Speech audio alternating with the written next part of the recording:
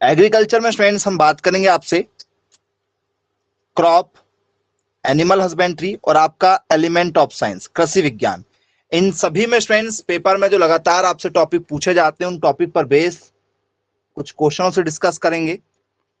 तो स्टूडेंट्स सबसे पहले बात करते हैं हम लोग फंगी,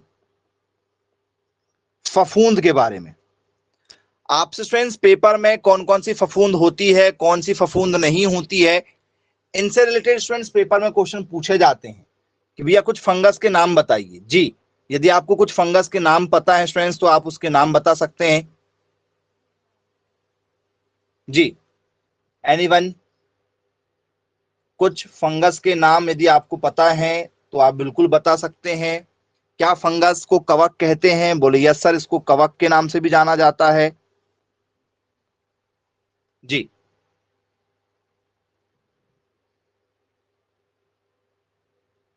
ओके।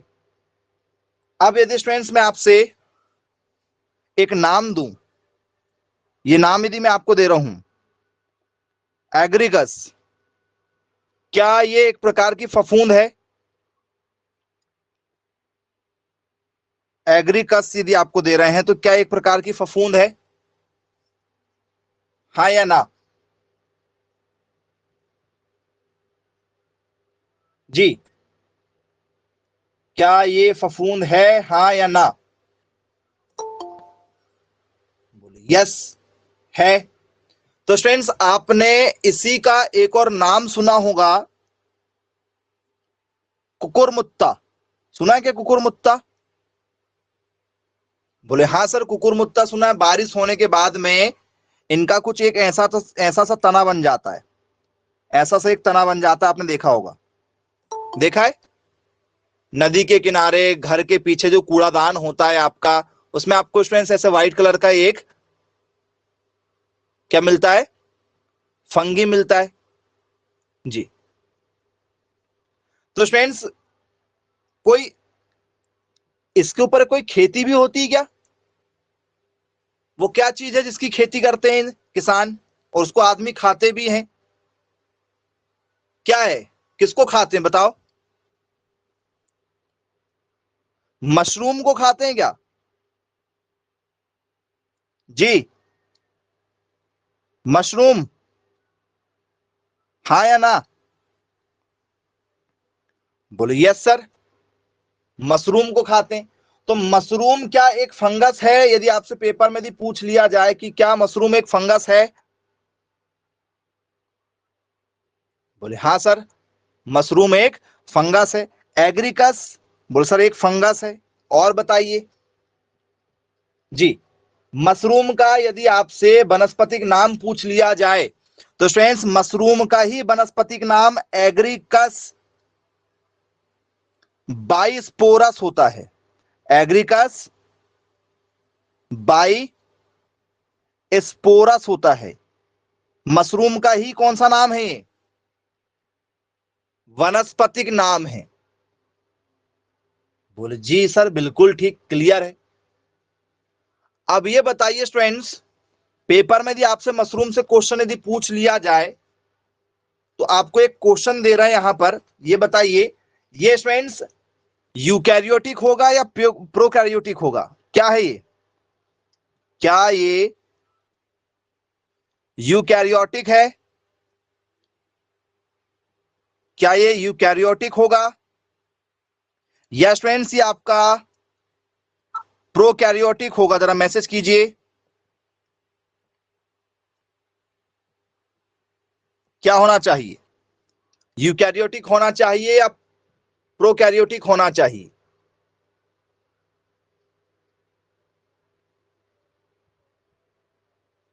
मशरूम जो है, फंगस जो है, ये यूकैरियोटिक, कोई भी फंगस, जितने भी आपको फफूंद नजर आती है, जितने भी आपको कवक नजर आते हैं, उसको किस में रखा गया है? उसको यूकैरियोटिक कोशिका में रखा गया है या वो प्रोकैरियोटिक कोशिका होती है? यूकैरियोटिक सेल होते हैं या प्रोकैरियोटिक सेल होते हैं? जी, तो सर ये यूकैरियोटिक होते हैं।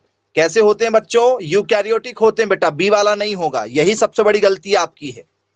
भैया मशरूम का पौधा काफी बड़ा होता है, विशाल होता है, इसमें बहुत सारी कोशिकाएं होती हैं। कितना लंबा चौड़ा होता है? बोले यस सर। तो जब इसकी हाइट अच्छी खासी होती, इतनी यदि इसकी ऊंचाई है कुकुरमुत्ता की, तो फ्रेंड्स इसमें बहुत सारी छोटी छोटी कोशिकाएं नहीं होंगी? ऐसी छोटी छोटी कोशिकाएं नहीं होंगी इसके अंदर? बोले यस सर, बिल्कुल होंगी। जिसमें केवल एक कोशिका होती है। जैसे आप लोग कई बार देखते हो आपके हैंड में जम्स वगैरह हो जाते हैं, तो वो डेटॉल की एडवर्टाइज आती है, या फिर वो हार्पिक की एडवर्टाइज आती है, वो बाथरूम क्लीनर वाली, तो उसमें वो एक दो जम्स दिखा देता है आपको, ऐसे बने वाले एक दो दिखा देता है। तो ये ऐसे वाले जो जम्स होते हैं आपके, ये वाले सिंगल, ये एक अकेला होगा तो इसे प्रोकैरियोटिक कहते हैं। एक अकेला होगा तो उसे प्रोकैरियोटिक कहेंगे। और जिसमें ज्यादातर होते हैं, जैसे इंसान, इंसान किस में आएगा? प्रोकैरियोटिक में आएगा कि यूकैरियोटिक में आएगा? बताओ, इंसान किस में आना चाहिए? बताइए, इंसान जो है वो प्रोकैरियोटिक में आएगा या यूकैरियोटिक में आएगा?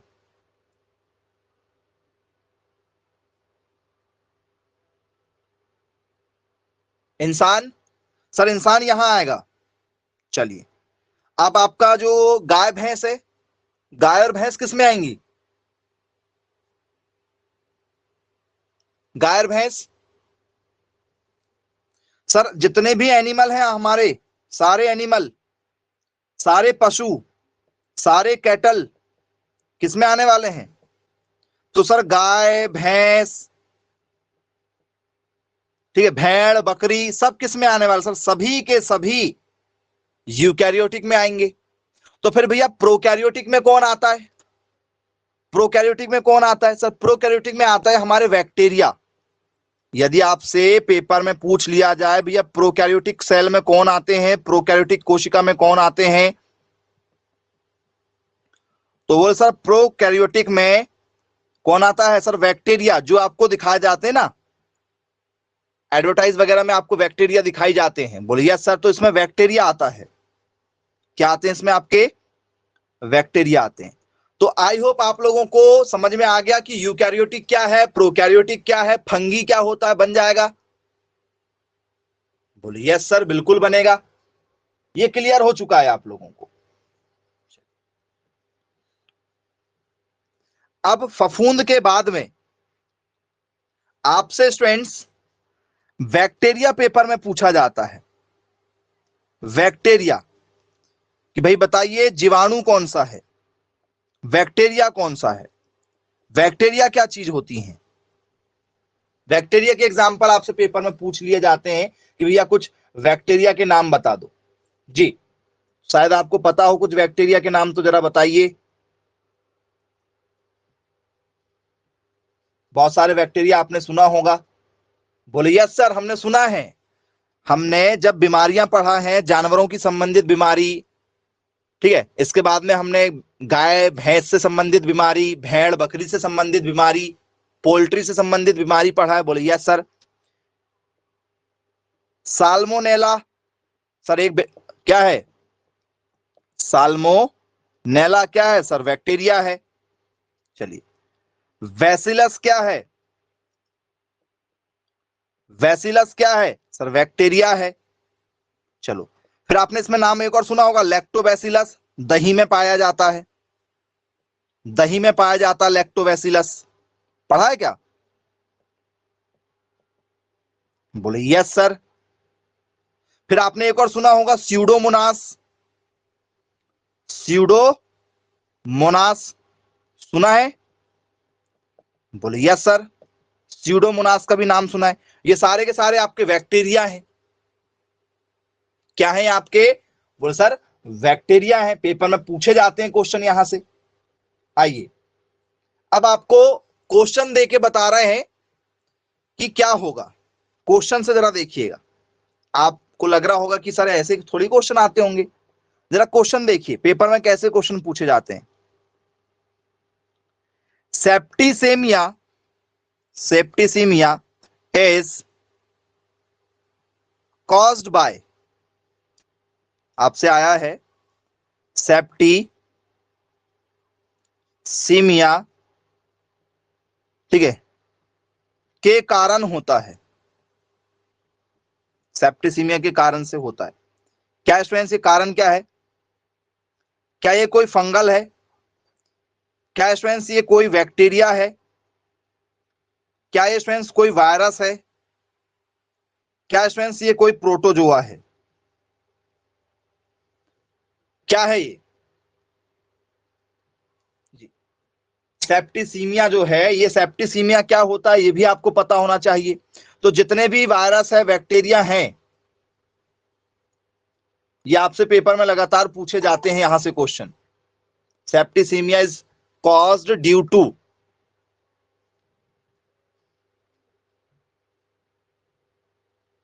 क्या है ये? एक प्रकार का बैक्टीरिया है? बोले यस सर, एक प्रकार का बैक्टीरिया है। अब ये सेप्टिसीमिया एक्चुअल में जो है ये होता क्या है? किसी ने यदि आपसे कहा तो क्या स्टूडेंट्स ये किडनी संबंधित बीमारी है क्या? क्या किडनी में कोई बैक्टीरिया पनप जाता है? क्या ये वो चीज है? क्या होता है सेप्टिसीमिया? रक्त में फैलता क्या? तो सर ये इम्यूनिटी कमजोर कर देता है। हमारा जो इम्यूनिटी सिस्टम है किडनी में होता है, ये किडनी। सेप्टिसीमिया जो है ये एक बीमारी है हमारी। ये कहां होती है? एक इन्फेक्शन है, ये ब्लड इन्फेक्शन है। क्या है हमारा? तो सर ये ब्लड में एक प्रकार का इन्फेक्शन है। किसमें प्रॉब्लम करता है? कहां प्रॉब्लम करता है? जी, शरीर के कौन से अंगों को परेशान करता है ये? तो सर ये किडनी को प्रॉब्लम पहुंचाता है। किसको? तो सर किडनी को, याद रखिएगा। और किडनी कमजोर होने से इम्यूनिटी सिस्टम कमजोर हो जाता है, खाया पिया नहीं लगता है। जो भी आपने खाया पिया है वो आपको नहीं लगता है बच्चों। तो ये किसके कारण से होता है? तो सर ये बैक्टीरिया के कारण से होता है। तो इसके जवाबदार कौन है? सर बैक्टीरिया है।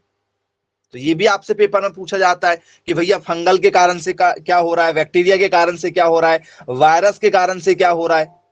तो ऐसे क्वेश्चन आप लोगों से पेपर में लगातार पूछे जाते हैं।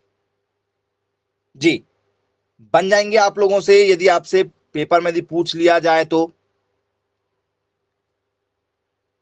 बनेंगे। ओके, अच्छी बात है भाई, बनना चाहिए आप लोगों से।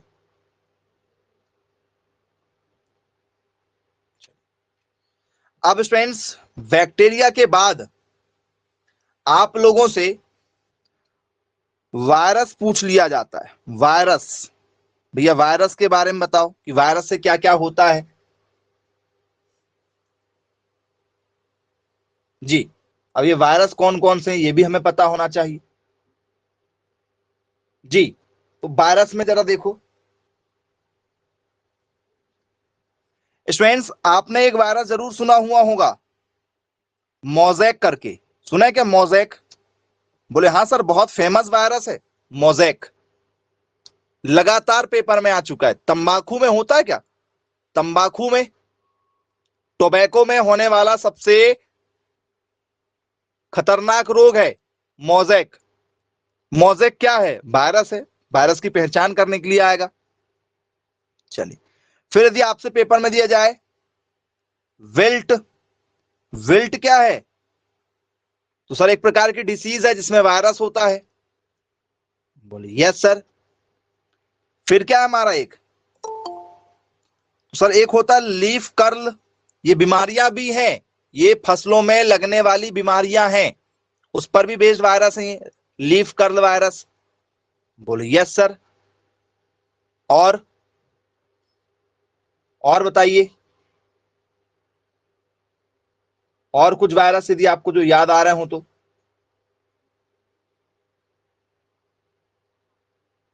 चलिए, अगला वायरस आपके स्टूडेंट्स कौन सा? Sir motel virus. वायरस का नाम क्या सर? मोटल। मोटल है वायरस का नाम। किसमें होता है ये मोटल वायरस, जरा बताइएगा। कोई बता दो तो बहुत अच्छी बात है भाई। मोटल वायरस किसमें होता है?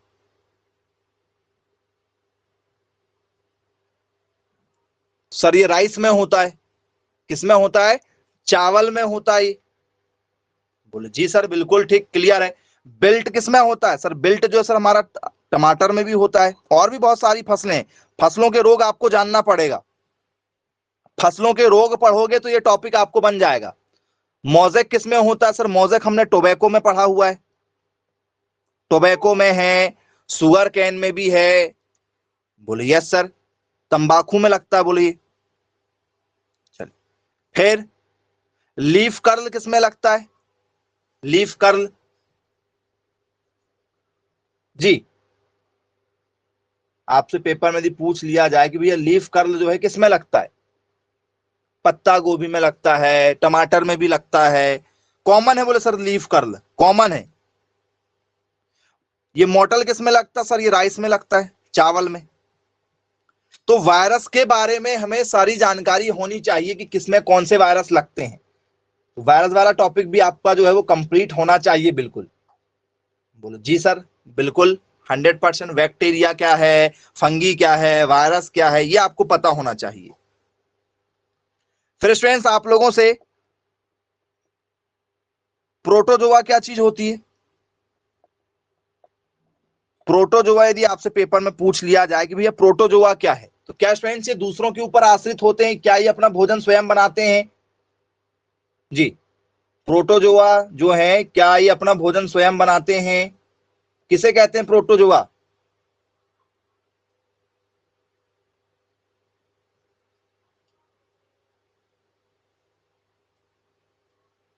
प्रोटोजोआ क्या अपना भोजन स्वयं बनाते हैं? क्या दूसरों पर आश्रित होते हैं? स्वपोषित होते हैं कि परपोषित होते हैं? स्वपोषित है या परपोषित है? अपना भोजन स्वयं बनाएंगे या दूसरों के ऊपर आश्रित होंगे?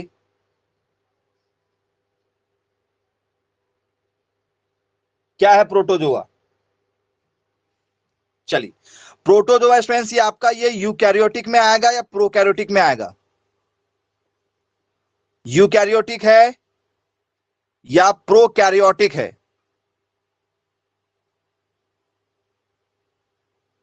जी, क्या होगा? किसमें आएगा? यूकैरियोटिक में आएगा या प्रोकैरियोटिक में आएगा? यू में आएगा। बेटा सिंगल सेल होता है ये, सिंगल सेल है,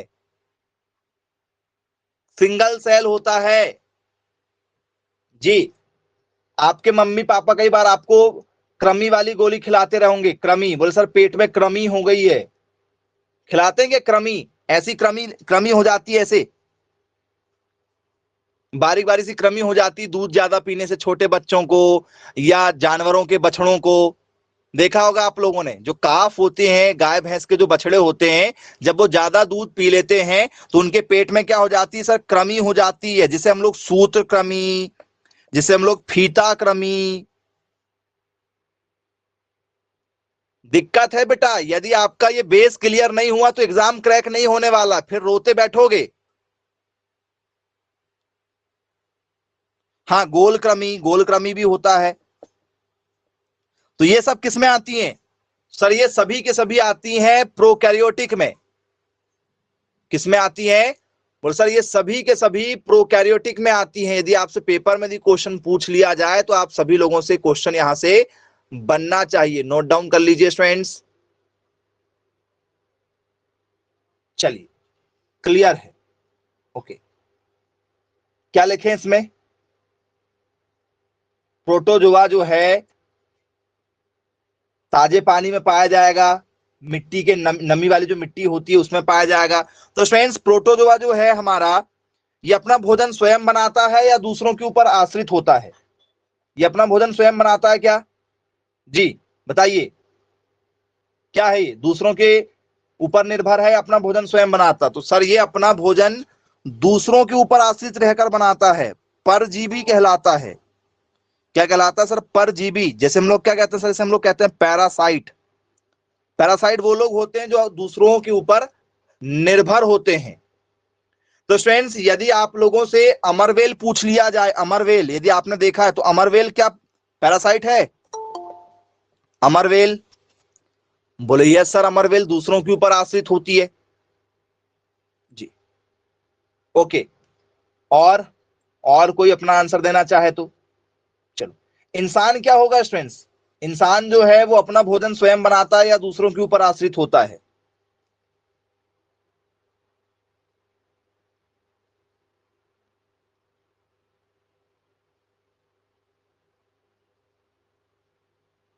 क्या होगा?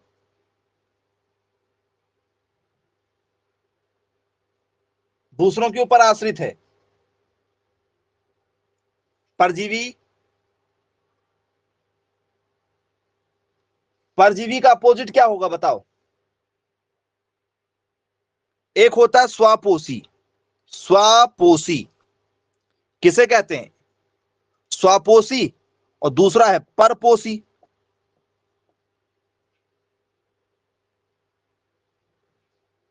क्या होना चाहिए बताइए जरा? यदि आपसे पूछ लिया जाए भैया स्वापोषी जो है ये एक्चुअल में होते क्या चीज है, क्या कहते हैं इसे हम लोग? जी, ऑटोट्रॉपिक के नाम से जानते हैं। ओके, और कोई अपने हिसाब से? ऑटोट्रॉपिक कह रहे हो और बस लिख दे ऑटोट्रॉप्स, ऑटोट्रॉप्स। बोले यस सर बिल्कुल ठीक। इसे क्या कहते हैं सर? ऑटोट्रॉप्स कहते हैं। स्वपोषी का मतलब जो अपना भोजन स्वयं बनाते हैं, परपोषी जो अपने भोजन के लिए दूसरों पर आश्रित रहते हैं। बोले यस सर बिल्कुल ठीक, क्लियर है, जो प्रकाश संश्लेषण की क्रिया में अपना भोजन स्वयं बना लेते हैं। तो पेड़ पौधे स्वपोषी हैं या परपोषी हैं?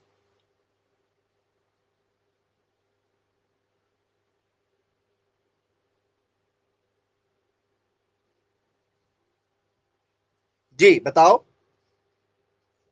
पौधे जो है वो किस में है सर? पौधे अपना भोजन स्वयं बनाते हैं, तो पौधे वाला किस में आएगा? स्वपोषी में आएगा। अमरवेल किसी भी पौधे के ऊपर डाल दो उसका रस क्या कर लेती है? निचोड़ लेती है, तो सर ये पैराकाइट में आएगा। तो प्रोटोजोआ भी ऐसा ही करते हैं, दूसरों के ऊपर आश्रित होते हैं, तो इसे हम लोग परजीवी कहते हैं, याद रखिएगा। चलिए कुछ प्रोटोजोआ के नाम बताओ, कुछ प्रोटोजोआ के नाम बताइए क्या होंगे?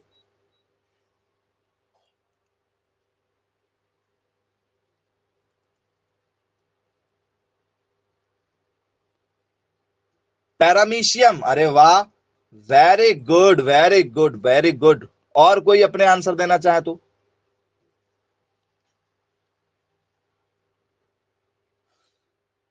पैरामीशियम होता है बोले, और अपने हिसाब से आंसर देना चाहे तो?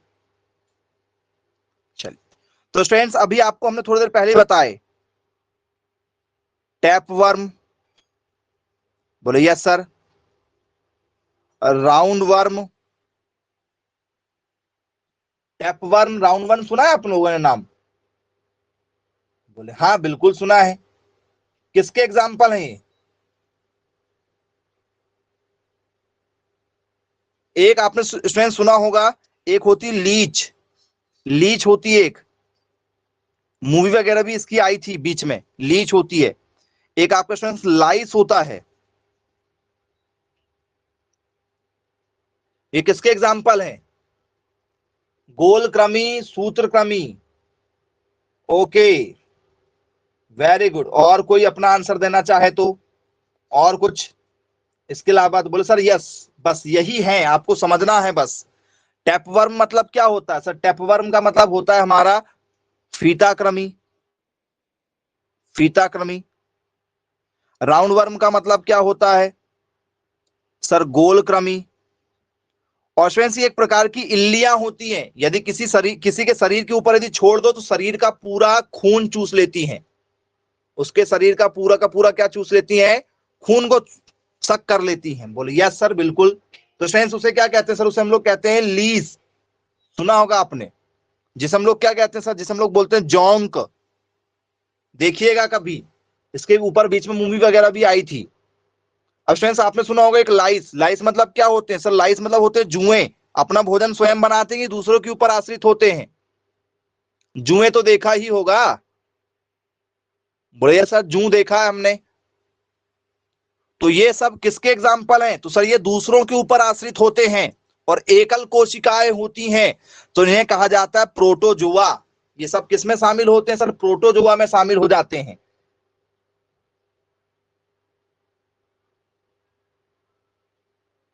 चलिए, आई होप बनेगा, यहां से कोई भी क्वेश्चन यदि आते हैं तो बन जाएंगे। चलिए नेक्स्ट क्वेश्चन आपका, क्वेश्चन लीजिए स्टूडेंट्स एक जरा। Which of the following, which of the following, sir धुंधला दिख रहा है। तो लेफ्ट होके फिर से ज्वाइन करें।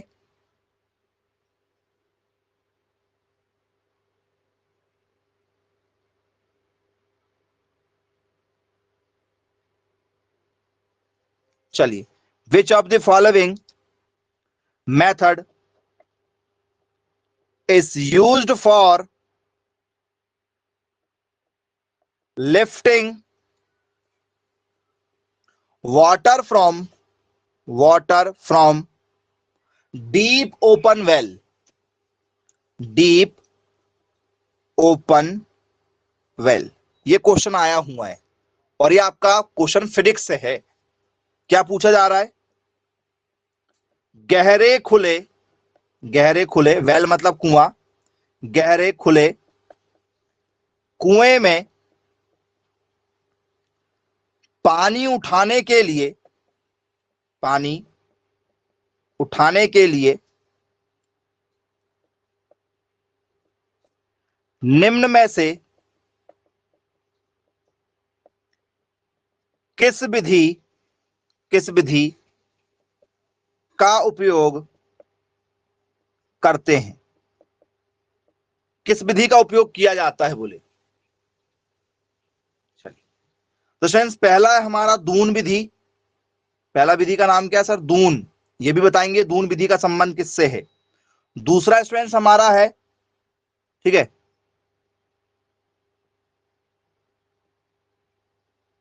Swinging basket. क्या ये स्विंगिंग बास्केट विधि है? झूलती टोकरी जिसे कहते हैं, या झूलती टोकरी, झूलती टोकरी, क्या ऐसा कुछ कोई विधि होती है? तीसरी है आर्किमिडीज प्रिंसिपल, आर्किमिडीज स्क्रू। क्या फ्रेंड्स ये आर्किमिडीज विधि पर बेस्ड है क्या? ये पेपर में आता भी है, आर्किमिडीज का सिद्धांत, फिजिक्स का बहुत इंपॉर्टेंट टॉपिक है। आर्किमिडीज पेंच क्या ये विधि से करते हैं? या स्टूडेंट्स अगली विधि हमारी है विंडलास।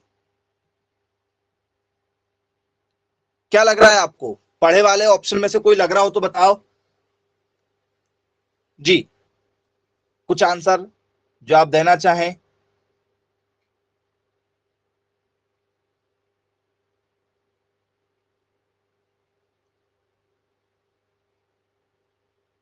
बहुत बढ़िया, बहुत शानदार आंसर आप दे रहे हैं, ऑप्शन नंबर बी के साथ जाना चाह रहे हैं, अच्छी बात है भाई।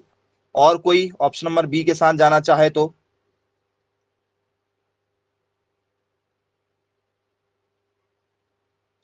जी नहीं, ऑप्शन नंबर बी नहीं होगा। ऑप्शन नंबर बी आपका राइट आंसर नहीं है। यदि पेपर में आता है तो आप गलत करेंगे।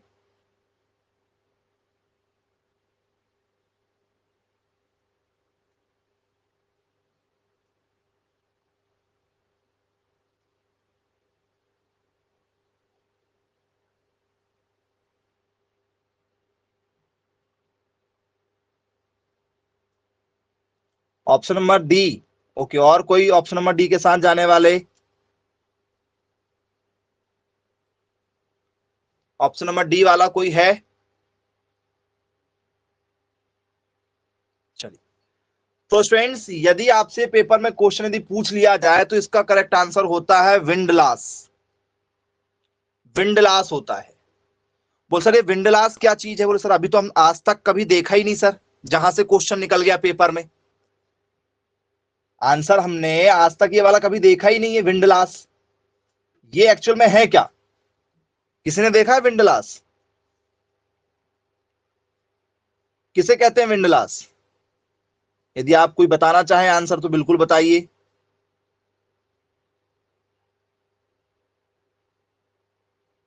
रहट का नाम सुना है? रहट सुना है? रहट बोली हाँ सर बिल्कुल सुना है रहट। इसी को हम लोग कहते हैं पर्शियन व्हील, जिसे हम लोग रहट कहते हैं, जिससे पानी निकाला जाता है। अब आपने इसको पढ़ा हुआ है, रहट को पढ़ा है क्या? पुराने समय के जो लोग रहते थे वो स्टूडेंट्स किससे पानी निकालते थे? तो सर रहट से पानी निकालते थे। कुछ याद आया? बोलिए यस सर। रहट कैसी होती थी? यदि आप पूछोगे तो सर वो झूले झूलने वाली रहट तो नहीं।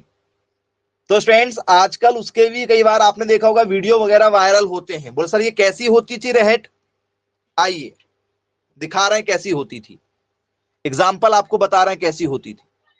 तो स्टूडेंट्स आपका जैसे पानी है नदी में, या पानी आपका जा रहा है, ठीक है, जो विंड लॉस है वो कैसा होता है जरा देखो। ये ऐसे मान चलो ये नदी है आपकी, ठीक है, या कहीं से झरना वगैरह गया है, तो पानी निकालने के लिए पहले तो बिजली नहीं हुआ करती थी। तो जब बिजली नहीं हुआ करती थी तो कैसे पानी निकाला जाता था? जी कैसे पानी निकालते थे बताओ?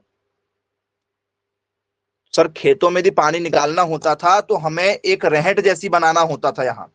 तो जैसे जो आप लोग झूला झूलने वाली रहट रहती है ना, गोल वाली, सर वैसी ही रहट रहती थी।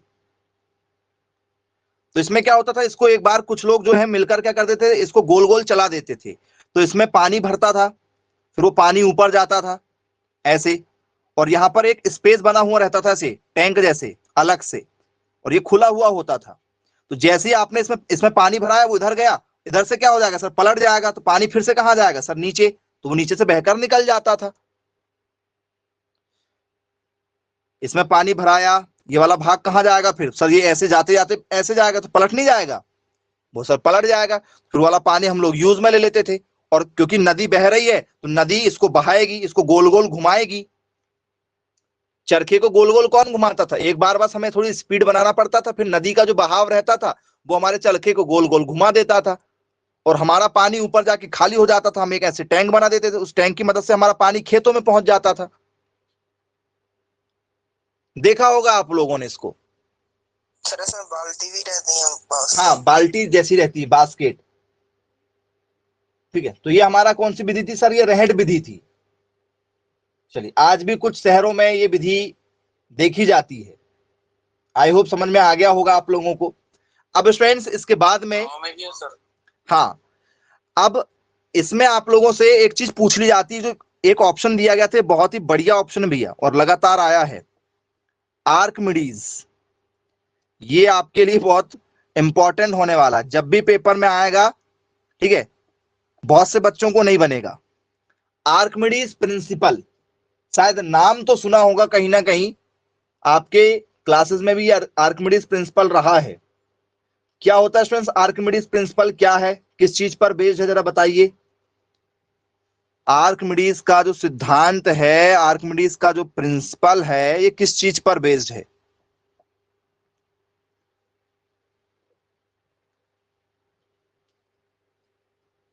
तो सर डूबी हुई वस्तु पर लगने वाला बल। बोले सर कैसे?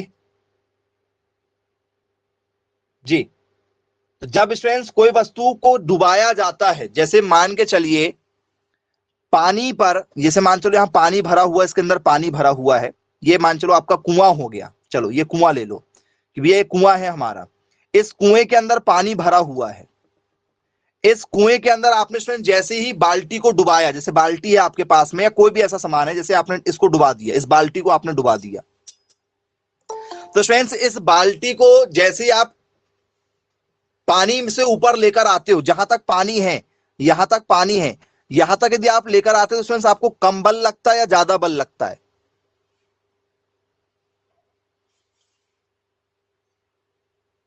यदि आप कुएं से पानी निकाल रहे हो तो जहां तक पानी भरा हुआ है वहां तक कम बल लगेगा या ज्यादा बल लगेगा?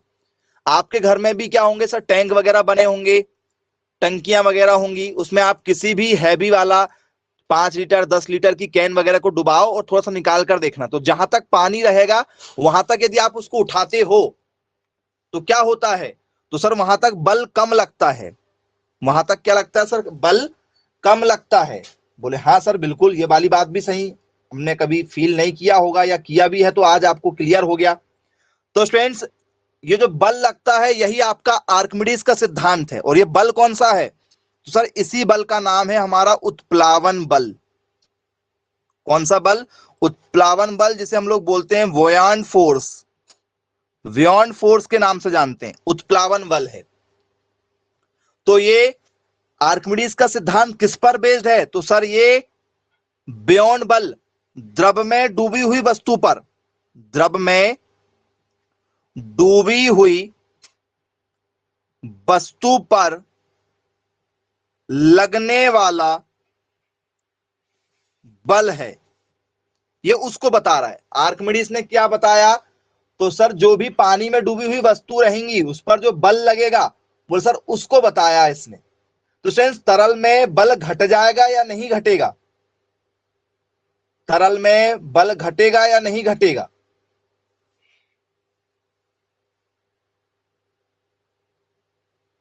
जी, Archimedes principle based on liquid, जी किस पर बेस्ड है सर? लिक्विड स्टेट पर बेस्ड है, तरल पदार्थों पर बेस्ड है। बोले जी सर बिल्कुल ठीक है, याद रखिएगा पेपर में कई बार पूछा जा चुका है। आर्किमिडीज का सिद्धांत किस पर बेस्ड है? तो सर उत्प्लावन बल पर बेस्ड होता है और तरल में लगाया जाता है। चलो बन जाएगा। बाकी एक और चीज है इसमें, एक और चीज आपसे आई है, ये दून विधि क्या होती है? दून, ये भी कुछ है जी। ये दून क्या चीज होती है? कहीं यदि आपने शायद पढ़ा हुआ होगा दून मेथड, क्या ये ग्रास वगैरह तो है? क्या ये ग्रास तो नहीं, कहीं घास वगैरह तो नहीं है दून? क्या है दून विधि? दून की विधि क्या है?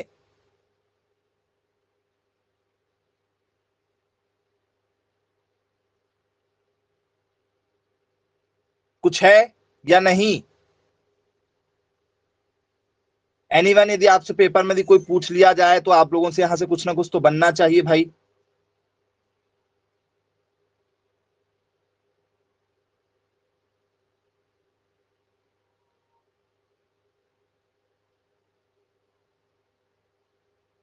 देखा आपने इसको कहीं? चलिए बता रहे हैं कहां देखा है इसको, आपने कहां देखा है बता रहे हैं आपको। तो स्टूडेंट्स जैसे मान के चलो ये नदी बह रही है, ये आपका क्या है? बोल सर ये हमारा नहर है, ये यहां से नहर का पानी जा रहा है। देखिएगा आपको प्रैक्टिकल पूरा परफॉर्म कराएंगे, ठीक है। ये आपका नदी में पानी बह रहा है या आपका ये किसी, ठीक है, नहर का पानी है। तो फ्रेंड्स जिन किसानों के पास में रहट वाला पैसा नहीं होता था, इतना पैसा हर किसान के पास में थोड़ी था पहले, पुराने समय में, पुराने समय में गरीबी ज्यादा थी। बोले जी सर बिल्कुल ठीक है। और रहट केवल एक ही जगह लगा रहेगा? रहट केवल एक ही जगह लगा रहेगा? बोले यस सर। तो फ्रेंड्स इससे किसान क्या करते थे? तो सर एक स्टैंड लगाते थे, एक स्टैंड लगा दिया नदी के किनारे, और इस स्टैंड से क्या करते थे सर? इस स्टैंड से एक क्या करते थे, ऐसे बाल्टी या टब जैसे, जैसे वो बाहुबली वाली मूवी में आपने देखा होगा कि उनके पास में क्या होते थे, एक बड़े बड़े पेड़ होते थे, उस पेड़ में उन्होंने क्या फंसाया? तो सर एक बड़ी सी टोकरी फंसा दिया पानी वाली, और पानी को भरा, उसको जैसे ही छोड़ा तो ये क्या होगी सर? ये खेत में चली जाएगी पानी, ऐसे फवारे के रूप में। देखा था? जैसे गुलेल होती है, गुलेल, गुलेल जैसा, वैसा भी समझ सकते हो। गुलेल जैसी होगी, जैसे ये नदी गई है ऐसा भी समझ सकते हो आप लोग। जैसे ये नदी का पानी हो गया आप लोगों का, तो आपने क्या किया सर? नदी के इस पार, ठीक है, और एक इस पार, या इस पार भी कर सकते हो, ऐसे नदी के दोनों ओर हमने क्या कर लिया? लकड़ियां लगा दी ऐसे बड़ी बड़ी, ठीक है, और इसमें क्या किया? तो सर ऐसा झूला बना दिया, झूला। और यहां पर क्या कर दिया सर? बड़ा सा क्या लगा दिया सर? एक बकेट जैसा लगा दिया, और इसमें पानी भरा और अच्छी स्पीड से लेकर छोड़ दिया। तो हमारा जितना भी इस तरफ का एरिया होता था, ये क्या हो जाता सर? इसमें सिंचाई हो जाती थी, कम में काम हो जाता था। तो ये वाली विधि को कहते थे दून वाली विधि। इस विधि को क्या कहते थे? ये ट्रेडिशनल विधि है, पुराने समय की ट्रेडिशनल विधि है, दून विधि। तो याद रखिएगा, इससे कुएं से पानी निकालना इम्पॉसिबल है। इससे कुएं से पानी निकाल सकते हैं बोले सर नहीं, केवल नदी और तालाब से, नदी और तालाब से। बोले सर इस विधि का यूज क्यों करते थे? भैया यदि आपने रहट लगा दिया तो रहट वाली जो विधि होती थी आप लोगों की, ठीक है, वो बहुत बड़ी विधि होती थी, उसको आपने यहां फंसा दिया तो सर इसके लिए बहाव ज्यादा चाहिए। इसके लिए बहाव चाहिए कि नहीं चाहिए?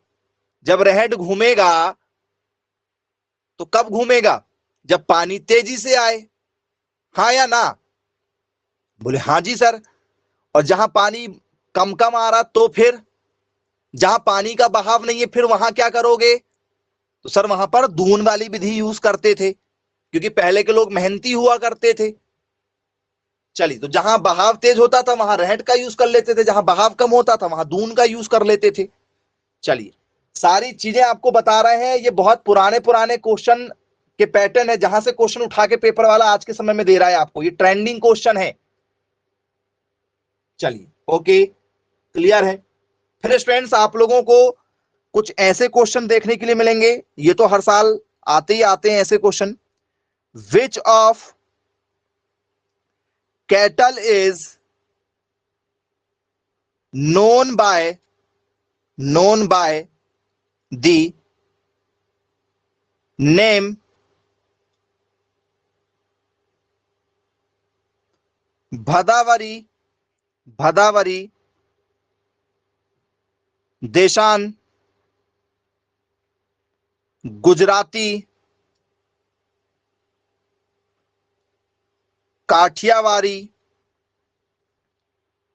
Sorathi and Surti, and Surti. क्या पूछा गया है? भदावरी, ठीक है, आपका देशान, गुजराती,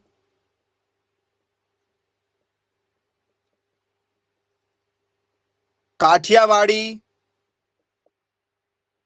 सोरठी और सूरती नस्लें संबंधित है।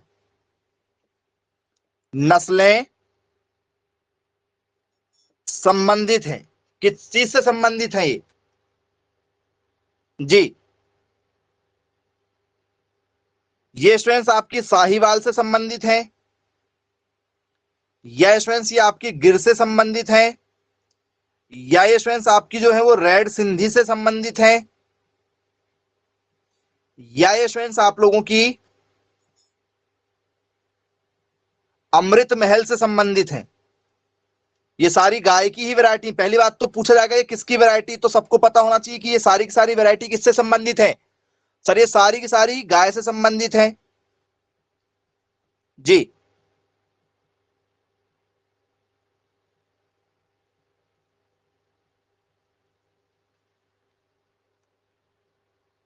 तो स्टूडेंट्स ये कुल मिला के अन्य नाम वाली बेस्ड हो गई, या ये जो संबंधित है ये किससे हैं? तो सर गिर का संबंध गुजरात से है और इन सब का भी संबंध गुजरात से है, याद रखिएगा। इनमें जो संबंध है वो गुजराती होने का भी है, क्योंकि सारी की सारी जो भदावरी, देशान, गुजराती, काठियावाड़ी, सोरठीज और सूरती ये सब का संबंध गुजरात से है। या पेपर में पूछा जाता है गिर नस्ल का संबंध किस राज्य से है, अमृत महल नस्ल का संबंध किस राज्य से है, जरा बताइएगा। अमृत महल वाली जो नस्ल है इसका संबंध किस राज्य से है? अमृत महल नस्ल का जो संबंध है बताइए किससे है? कहां से संबंधित है ये? पंजाब से। वेरी गुड, बहुत बढ़िया। अमृत महल का जो संबंध है पंजाब कह रहे हैं आप लोग। भगवान आपको, ठीक है, सद्बुद्धि प्रदान करे और जल्दी करे, क्योंकि पेपर पास में है। राजस्थान बोल रहे हो, धन्य हो बेटा। चलो, इसका मतलब है कि पढ़ाई नहीं हो रही है आप लोगों की। इसका संबंध है मैसूर से। मैसूर से संबंध है। और मैसूर कहां आता है? सर मैसूर आता है हमारा कर्नाटक में। तो राजस्थान और पंजाब वाले, ठीक है, याद रखिएगा बेटा, पास नहीं हो पाओगे ऐसे में। आपको ये सभी क्वेश्चन बनना चाहिए। कौन सी गाय का, कौन सी भैंस का संबंध कौन से जिले से है, कौन से राज्य से है? चलिए, साहीवाल आया था, साहीवाल। साहीवाल का संबंध कौन से राज्य से है बताना। साहीवाल का संबंध पाकिस्तान से है। Very good, okay. और कोई साहीवाल का संबंध पाकिस्तान से बताने वाले हो तो वेरी गुड, अच्छी बात है भाई।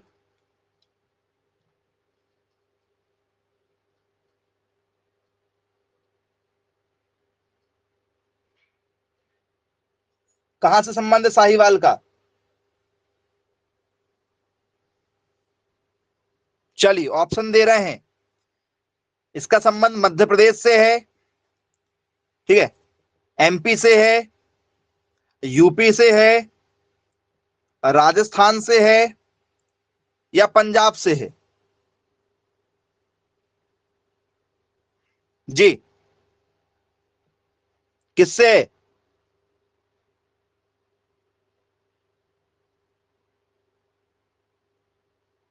तो सर इसका जो संबंध है वो पंजाब से है। बोले यस, बिल्कुल ठीक, बनेगा आप लोगों से। अब यदि स्टूडेंट्स आप लोगों से पेपर में दिया जाए, ठीक है,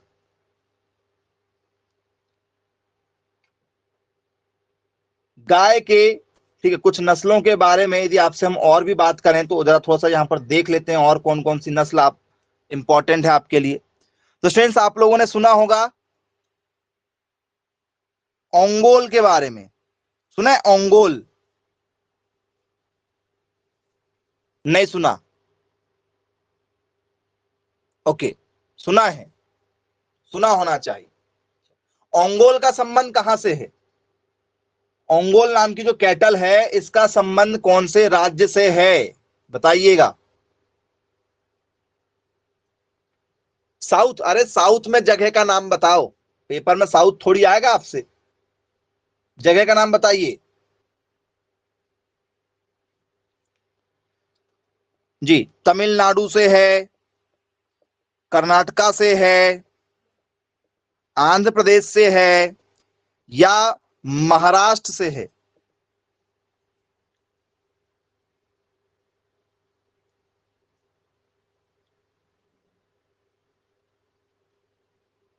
वेरी गुड, बहुत बढ़िया बेटा। जिस हिसाब से आप पढ़ाई कर रहे हो उस हिसाब से दिक्कत है। आंध्र प्रदेश से इसका संबंध है, और ऐसा नहीं है कि ये क्वेश्चन नहीं आएंगे, आना तय है। पढ़ाई कीजिए भैया, घर में बहुत मेहनत कीजिए, और जो पढ़ा रहे हैं ईमानदारी से पढ़िए उसको। चलिए, थार पारकर का संबंध किससे है? थार पारकर, यदि आपसे पेपर में दिया जाए थार पारकर, सुना होगा नाम?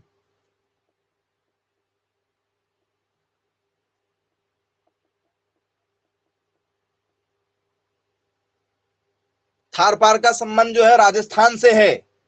ओके, और कोई थार पारकर का संबंध राजस्थान से बताने वाले?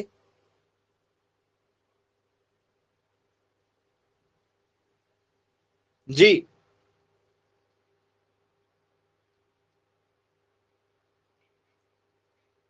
थार पारकर गाय है भैया, भैंस नहीं है। सर नाम में लिखा है थार। सर थार मतलब सर मरुस्थल वाला एरिया, मरुस्थल वाला एरिया का मतलब क्या हो जाएगा? राजस्थान।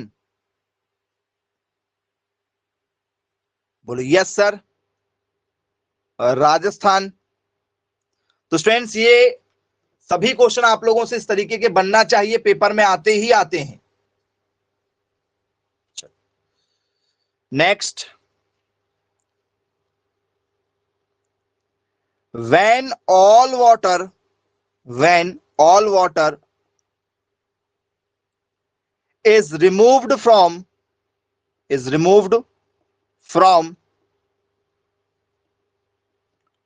what is called, जब दूध में से, जब दूध में से सारा पानी निकाल लिया जाता है, निकाल दिया जाता है, तो वह क्या होगा? क्या स्टूडेंट्स उसे हम लोग कंडेंस्ड मिल्क कहते हैं क्या? कंडेंस्ड मिल्क, संघनित दूध कहते हैं क्या स्टूडेंट्स? उसे हम लोग कहते हैं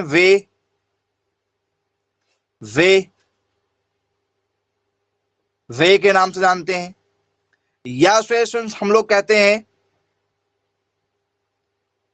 फ्लेवर मिल्क। जी, flavour milk,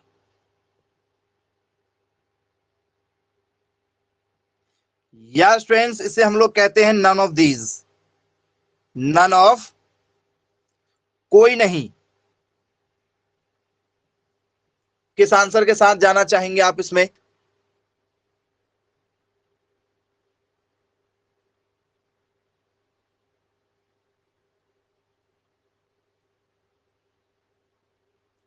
option number A के साथ जाना चाह रहे हैं। वेरी गुड, बहुत बढ़िया, ऑप्शन ए देना चाह रहे हैं। संघनित दूध का मतलब क्या होता है भाई? यदि आपसे मैं कंडेंस यदि मिल्क पेपर में यदि पूछ लूं, ठीक है, आप ऑप्शन नंबर जो ए देना चाह रहे हैं, तो कंडेंस मिल्क क्या होता है भैया? तो यदि आप रबड़ी बना रहे हो, रबड़ी खाया है? बोले हाँ सर खाए हैं रबड़ी। तो स्टूडेंट्स बताइए, जो रबड़ी होती है उसमें पानी होता है कि नहीं होता? वो रबड़ी में पानी है या नहीं है? सर कम होता है। बोले यस सर पानी होता है, लेकिन रबड़ी में पानी होता है। सर ये वे का मतलब क्या है? सर वे का मतलब होता है मट्ठा, जो मट्ठा होता है ना, जिसे हम लोग क्या कहते हैं सर, मट्ठा, छाछ, ये वो वाला भाग है, मट्ठा छाछ वाला। फ्लेवर मिल्क, कोई भी मिल्क में आप फ्लेवर बना लो, जैसे आप मिल्क में चॉकलेट डाल दो सर, चॉकलेट मिल्क बन जाएगा। क्रीम डाल दो सर, क्रीम मिल्क बन जाएगा। तो इन सभी में पानी होता है, इन सभी में पानी होता है। बोलो यस सर। जो कंडेंस मिल्क होता है उसमें लगभग 25 से लेकर 27% के आसपास में पानी होता है। छाछ तो आपको पता है, मट्ठा पीते हो आप लोग। बोलो यस सर। फ्लेवर मिल्क में तो सर पानी पानी ही होगा। सर किसमें नहीं होता है? तो भैया दूध पाउडर का नाम सुना क्या आपने? छोटे छोटे बच्चों को पिलाया जाता है पाउडर मिल्क। बोले यस सर बिल्कुल सुना है पाउडर मिल्क। जैसे हम लोग क्या कहते हैं सर, जैसे हम लोग दूध पाउडर कहते हैं, सुना होगा नाम। बोले यस बिल्कुल सुना है, दूध पाउडर या पाउडर दूध। इसमें पानी नहीं होता है। दूध से बनाया गया केवल एकमात्र ऐसा प्रोडक्ट है ये दूध पाउडर जिसमें पानी की मात्रा नहीं होती है, पानी निकाल लिया जाता है, ये ड्राई फॉर्म में होता है। अब सोच लो भाई, उसके बाद भी यदि मैंने आपको यहां नन ऑफ दीज दिया हूं तो पहले अपना दिमाग लगाना है और सोच विचार करना है, उसके बाद आंसर देना है। कि जो ऑप्शन दिया बस उसमें से एक लगा देंगे, टिक, बात खत्म। पढ़ाई का स्तर अभी एग्जाम क्रैक करने लायक नहीं हुआ है, मेहनत करोगे तो ही पास हो पाएंगे आप। चलिए, अब यदि आपसे यहां पर पूछ लिया जाए कि इसमें जो पाउडर मिल्क होता है इसमें नमी होती है? बोले हाँ बिल्कुल इसमें भी नमी होती है। तो इसमें मॉइस्चर का परसेंटेज कितना होगा? यदि इसमें थोड़ी बहुत नमी जरूर होती है शुरुआती समय में, इसमें मॉइस्चर कितना होगा बताओ? कितना परसेंट मॉइस्चर होगा? लगभग तो सर केवल 4% के आसपास में, 4-5% के आसपास में, 4-5% शुरुआती समय में, फिर तो वो पूरा ड्राई ही हो जाता है, सूखा सा। चलिए, तो आपको इस तरीके के क्वेश्चनों की स्टूडेंट्स प्रैक्टिस करना है। ये सभी क्वेश्चन आप लोगों के एग्जाम में ऑलरेडी पूछे जा चुके हैं और ये सारे टॉपिक आते हैं। कंडेंस मिल्क क्या होता है, पनीर क्या होता है, ठीक है, आपका दूध पाउडर क्या होता है, वे छाछ क्या होती है, ये सारे टॉपिक आपको इसलिए पढ़ाए जाते हैं कि ये आते हैं, ये सब कुछ आपको पढ़ना है। तो चलिए ठीक है, आज की क्लास को फिर यहीं समाप्त करते हैं। Bye bye, take care.